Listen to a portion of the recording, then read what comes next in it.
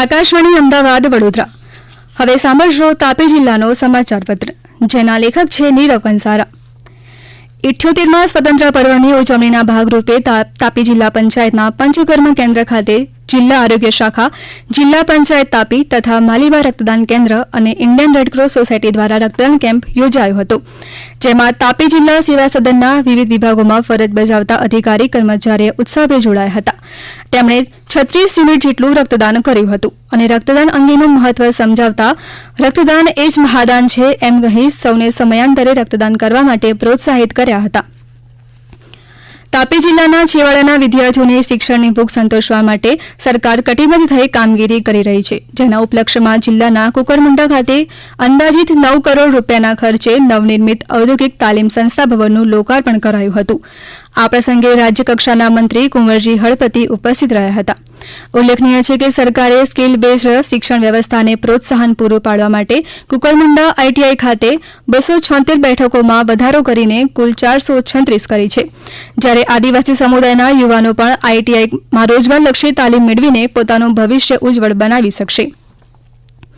જિલ્લામાં પોલીસ વિભાગનો રક્ષાબંધન નિમિત્તે હેલ્મેટ જાગૃતિનો અનોખો પ્રયાસ જોવા મળ્યો હતો.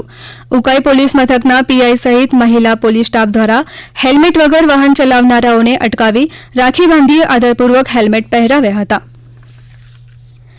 તાપી જિલ્લાના વાલોડ તાલુકાના કહેર ગામે પ્રાકૃતિક ખેતી અંગે કિસાન ગોષ્ઠી યોજાઈ હતી, જેમાં 35થી વધુ તાલીમાર્થી ભાઈ બહેનોએ પ્રાકૃતિક કૃષિ વિશે માર્ગદર્શન મેળવ્યું હતું. પશુપાલક અને ખેડૂત ભાઈઓ બહેનોએ પ્રાકૃતિક કૃષિના 5 આયામો જીવામૃત, ઘન જીવામૃત તેમજ બ્રહ્માસ્ત્ર, નિમાસ્ત્ર અને આચ્છાદન વિશે માહિતી મેળવી તેમને મૂંઝવાતા સવાલો પણ કર્યા હતા. પીએમ જનમન અભિયાનના બીજા તબક્કા અંતર્ગત તાપી જિલ્લાના વાલોડ તાલુકાના ગ્રામ પંચાયત અંબાજ ખાતે પીએમ જનમન કેમ્પ યોજાયો હતો.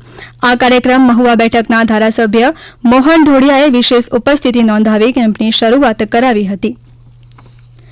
તાપી જિલ્લામાં પડેલા ભારે વરસાદના કારણે ઘણા વિસ્તારો વરસાદી પાણીથી અસરગ્રસ્ત બન્યા હતા.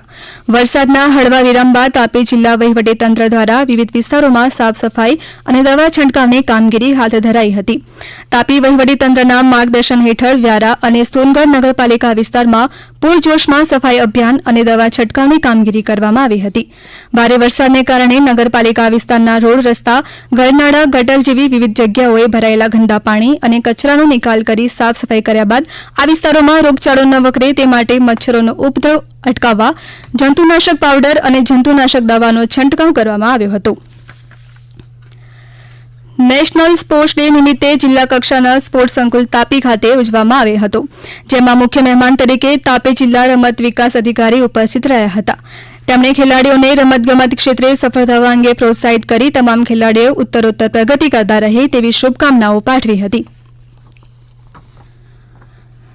તાપી જિલ્લાના બોર્ડર વિલેજ સોનગઢ તાલુકાના હિંદલા ગામે આવેલ રેફરલ હોસ્પિટલ અને સામૂહિક આરોગ્ય કેન્દ્ર ખાતે 7મા રાષ્ટ્રીય પોષણ માહ 2024ની ઉજવણી કરાઈ હતી, જેમાં જિલ્લા પંચાયત સંચાલિત આરોગ્ય વિભાગ તેમજ આઈસીડીએસ વિભાગ અન્વયે સગર્ભા ધાત્રી માતા અને કિશોરીઓને પોષણ વિશે વિસ્તૃત માહિતી આપવામાં આવી હતી.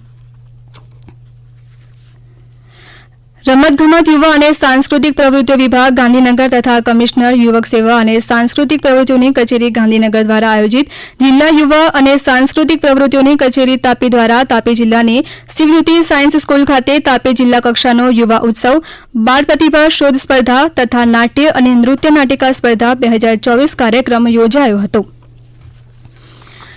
આપ સાંભળી રહ્યા હતા તાપી જિલ્લાનો સમાચાર પત્ર, જેના લેખક હતા નીરવ કંસારા. આ પ્રસારણ આકાશવાણીના અમદાવાદ વડોદરા કેન્દ્ર પરથી કરવામાં આવ્યું.